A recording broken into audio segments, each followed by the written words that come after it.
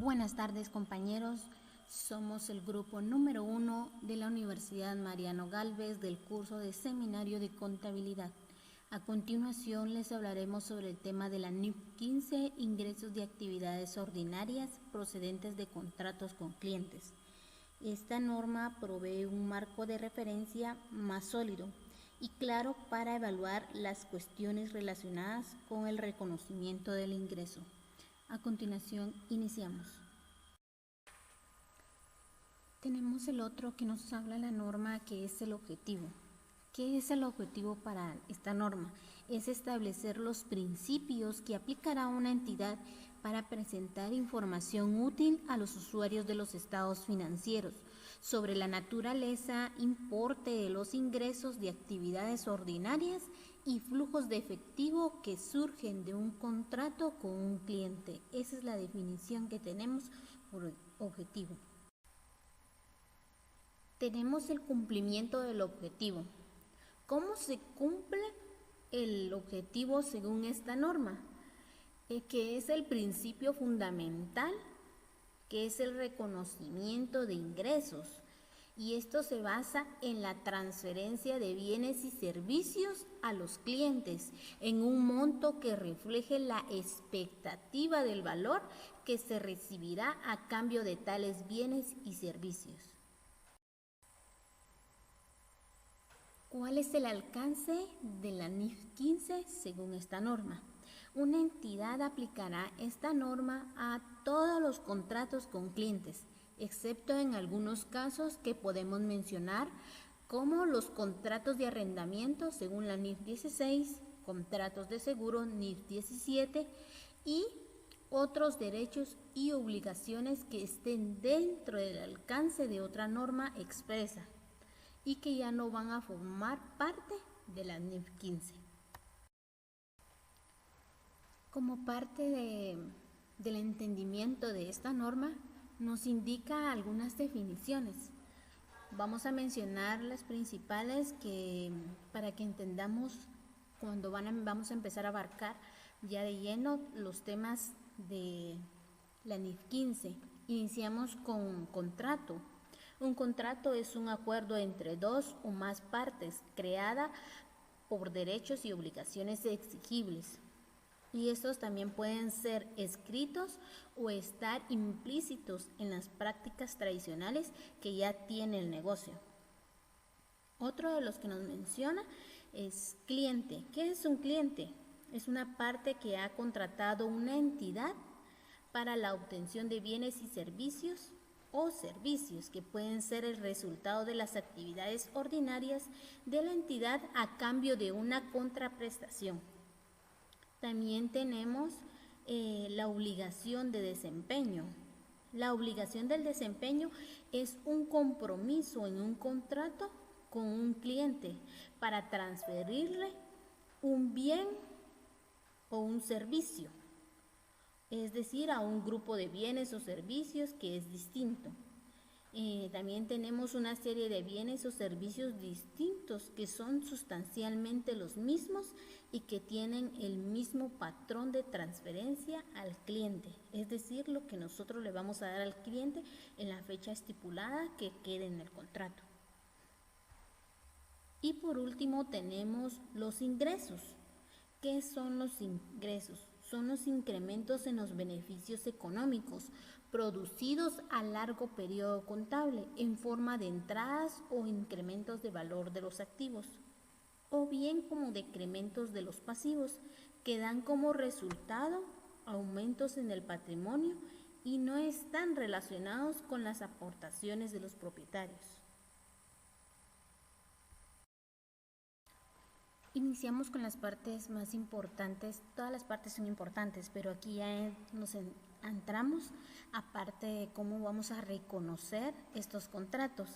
De acuerdo con el principio básico de la norma, ¿cuál es el criterio del reconocimiento de acuerdo a la norma? Este nos establece 5 pasos. 1 es la identificación del contrato con el cliente. El paso 2 sería la identificación de las obligaciones de desempeño en el contrato. 3 sería la determinación del precio de la transacción que vamos a realizar. 4 sería la asignación del precio de la transacción a las obligaciones del desempeño del contrato. Y 5, reconocimiento de los ingresos de actividades ordinarias cuando la entidad satisface una obligación de desempeño. ¿Qué quiere decir esto? Que el reconocimiento del ingreso se da hasta el final, cuando ya tenemos la satisfacción de esa obligación de desempeño. Esta norma nos daba en el reconocimiento los 5 pasos para poder realizar el reconocimiento de acuerdo al principio básico de esta norma, el reconocimiento del contrato. Iniciamos con el paso 1, que es la identificación de un contrato. Lo primero es que este esté dentro del alcance de la NIF 15. Nos da 5 criterios. 1 es la aprobación del contrato, que ambos estén de acuerdo y se da la aprobación del contrato. 2, la identificación de los derechos de cada parte. 3, la identificación de las condiciones de pago, quiere decir que si va a ser el pago en 30 días, 60 días y así sucesivamente. Su fundamento comercial, ¿qué podemos decir sobre esto? Sería que esto no es una donación, esto es una transacción de compra y venta. Y 5, el cobro probable, o sea, que exista, que se pueda dar. Si identificamos todos estos pasos, contabilizo el contrato. Estas son las preguntas que nos podríamos hacer para identificar un contrato, para poderlo registrar, así como nos dice que esté al alcance de la NIF 15. Dentro de este reconocimiento también podemos hacer mención qué pasa si hay combinaciones de contratos.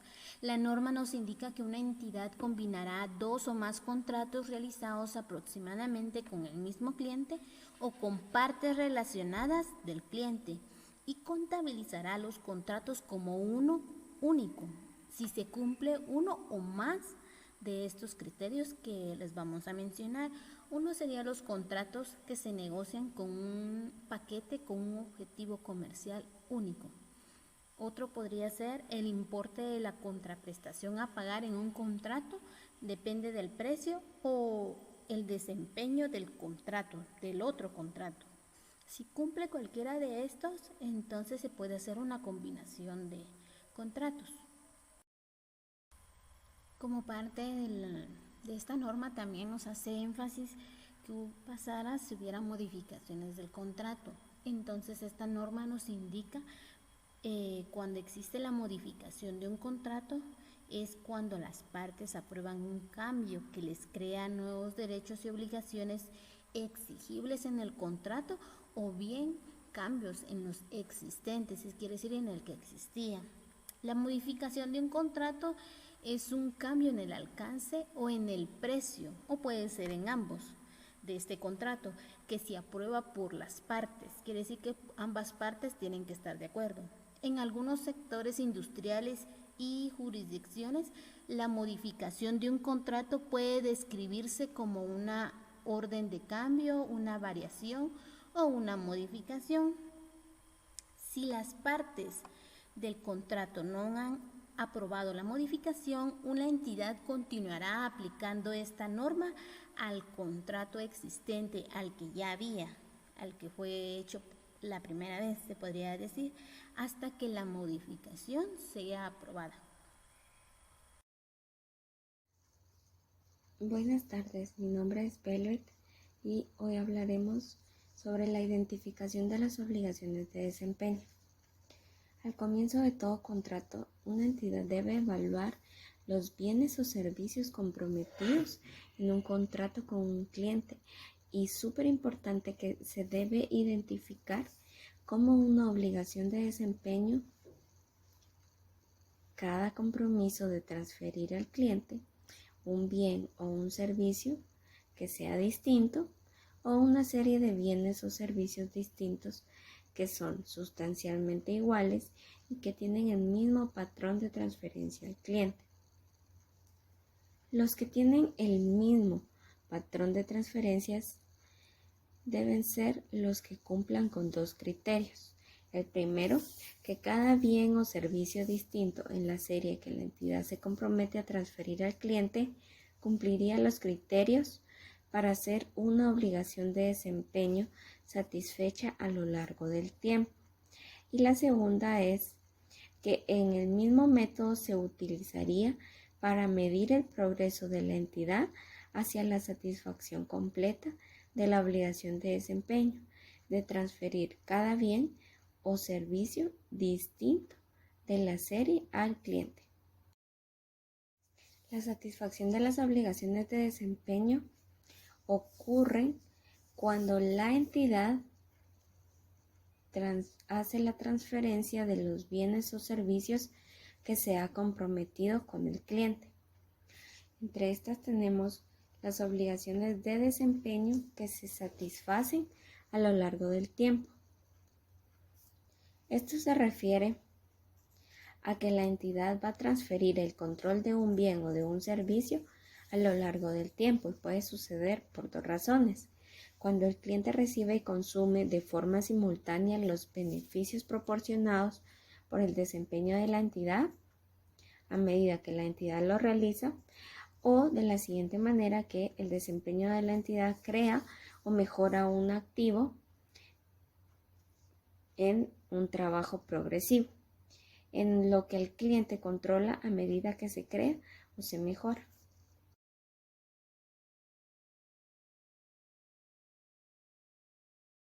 La asignación del precio de la transacción a las obligaciones de desempeño consiste en que cuando se asigna este precio, la entidad distribuya el precio de la transacción a cada obligación de desempeño por un importe que represente la parte de la contraprestación a la cual la entidad espera tener derecho a cambio de transferir los bienes o servicios comprometidos con el cliente. Existen varios métodos. Asignación basada en precios de venta independientes. Para asignar el precio de la transacción a cada obligación de desempeño, basándose en el precio de venta independiente relativo, una entidad determinará al comienzo del contrato el precio de venta independiente del bien. El precio de venta independiente es el precio al que una entidad vendería un bien o servicio comprometido de forma separada a un cliente. Una entidad puede asignar un cambio en el precio de la transacción en su totalidad a una o más, pero no a todas las obligaciones de desempeño que tenga la empresa. Este cambio se contabilizará en el precio de la transacción que surgirá como resultado de una modificación en un contrato.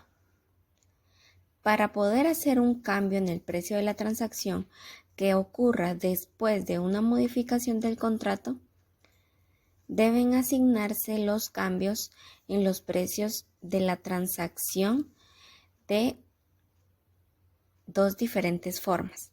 La primera, la entidad asignará el cambio en el precio de la transacción identificando el contrato antes de las modificaciones, y en la medida en que el cambio en el precio de la transacción sea atribuible a una parte de una contraprestación variable prometida antes de la modificación, y esta debe contabilizarse. La segunda forma es que en todos los demás casos en los que se modifique no se contabilizará como un contrato separado de acuerdo con lo que indica la norma, sino que asignará el cambio en el precio de la transacción a las obligaciones de desempeño que tenga del contrato modificado, ya sea las obligaciones de desempeño que no fueron total o parcialmente satisfechas de forma inmediata después de la modificación. Cuando hablamos de costos del contrato, encontramos los incrementos de costos que se obtienen por un contrato. En este caso, una entidad reconocerá como un activo todos aquellos costos incrementales de obtener un contrato con un cliente, solo si la entidad espera recuperar dichos costos. Es importante mencionar que los costos de la obtención de un contrato, independientemente de si el contrato se hubiese realizado o no, deben reconocerse como un gasto, excepto cuando estos costos se han generado explícitamente y que sean imputables que el cliente los pague. En este caso, sí se deben reconocer y el cliente debe de pagar ese costo.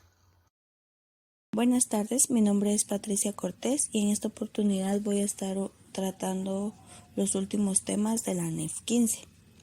Empiezo con la amortización y deterioro de valor.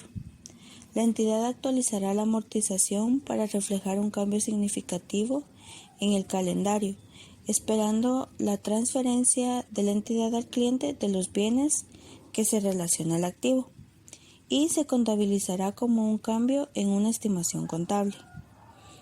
La entidad reconocerá un deterioro en el valor del resultado del periodo siempre que el importe en libros supere dos cosas. 1. El importe pendiente de la contraprestación que la entidad espera recibir, y 2. Los costos relacionados directamente con la provisión de bienes y que se han reconocido como gasto. Antes de que la entidad reconozca una pérdida por deterioro de un valor de un activo, la entidad deberá reconocer cualquier pérdida por deterioro de valor de los activos relacionados con el contrato. Después de aplicar la prueba de deterioro, la entidad incluirá el importe en libros resultante del activo. Una entidad reconocerá en el resultado del periodo una revisión de parte o de todo el deterioro del valor anteriormente reconocido, cuando las condiciones del deterioro dejen de existir o hayan mejorado. Vamos con la presentación. Cuando una de las partes de un contrato haya cumplido, la entidad presentará el contrato en el estado de situación financiera como un activo del contrato o un pasivo del contrato. La entidad presentará los derechos incondicionales a recibir la contraprestación como una cuenta por cobrar separada. Debemos mencionar que un activo del contrato es el derecho de una entidad a la contraprestación a cambio de los bienes o servicios de la entidad que ha transferido al cliente. También debemos recalcar que una cuenta por cobrar es el derecho incondicional de una entidad a recibir una contraprestación. Un derecho a una contraprestación no está condicionado si solo se requiere el paso del tiempo para que sea exigible. Luego tenemos la información a revelar. El objetivo de los requerimientos de la información a revelar es que una entidad revele la información suficiente que permita a los usuarios de los estados financieros comprender la naturaleza, importe, calendario e incertidumbre de los ingresos, de las actividades ordinarias y flujos de efectivo que surgen con los contratos con clientes. La entidad considerará el nivel de detalle necesario para satisfacer el objetivo de información a revelar y cuánto énfasis poner en cada uno de los diversos requerimientos. La entidad agregará o desagregará la información que enmascare la inclusión de un gran volumen de detalles insignificantes o por la agregación de partidas que tengan sustancialmente diferentes características. Como parte de la información a revelar tenemos los contratos con clientes. La entidad deberá revelar todos los importes para el periodo de presentación, a menos de que dichos importes se presenten por separado en el estado del resultado integral.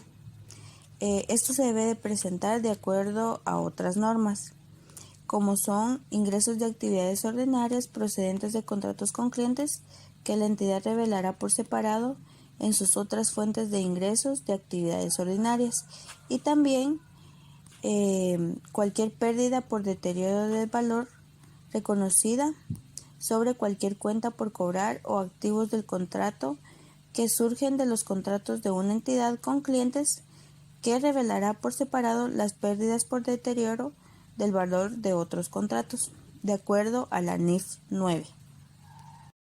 Como parte de los contratos tenemos la desagregación de los ingresos de actividades ordinarias.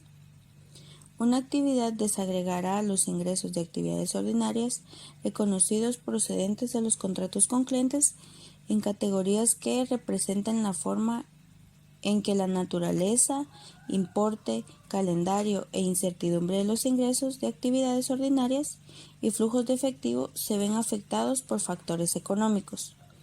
La entidad revelará la información suficiente para permitir a los usuarios de los estados financieros comprender la relación entre la información a revelar sobre los ingresos de las actividades ordinarias desagregados y la información de ingresos de actividades ordinarias que se revelará por cada segmento sobre los que se tiene la obligación a informar. De los contratos tenemos el saldo de contratos. La entidad en este caso debe proporcionar una explicación de los cambios significativos en los saldos del activo y pasivos durante el periodo de presentación. Y también nos debe revelar la siguiente información. 1. Los saldos de apertura y cierre de las cuentas por cobrar, activo del contrato y pasivos. Y 2. Los ingresos de actividades ordinarias reconocidos en el periodo que se incluyeron en el saldo del pasivo del contrato y que satisfacen en periodos anteriores. También tenemos las obligaciones de desempeño. Esta nos indica de que la entidad debe revelar información sobre sus obligaciones cuando la entidad satisface habitualmente sus obligaciones de desempeño, los términos de pago significativos, la naturaleza de los bienes o servicios que la entidad se ha comprometido a transferir, destacando cualquier obligación, las obligaciones de devolución y los tipos de garantía y obligaciones relacionadas. El precio de la transacción asignado a las obligaciones de desempeño pendientes. La entidad revelará la siguiente información. El importe agregado del precio de la transacción asignado a las obligaciones de desempeño que están satisfechas al final del periodo de presentación y la explicación de cuándo espera la entidad reconocer como ingresos de actividades ordinarias el importe revelado en el párrafo 120 de esta norma, que la entidad revelará en alguna de las siguientes dos formas. Una sería la forma cualitativa y la otra sería la forma cuantitativa. Pues en esta forma utilizarán los rasgos de tiempo que sean más apropiados a la duración de las obligaciones de desempeño pendientes. Seguimos con los juicios significativos en la aplicación de esta norma. La entidad explicará los juicios y cambios en los juicios utilizando al determinar los dos aspectos siguientes: el calendario de satisfacción de las obligaciones de desempeño y el precio de la transacción y los importes asignados a las obligaciones de desempeño. Parte de los juicios significativos tenemos la determinación del calendario de satisfacción de obligaciones de desempeño. La entidad debe revelar dos aspectos muy importantes. El primero son los métodos utilizados para reconocer los ingresos de actividades ordinarias. Por ejemplo, una descripción de los métodos del producto o también métodos de recursos utilizados.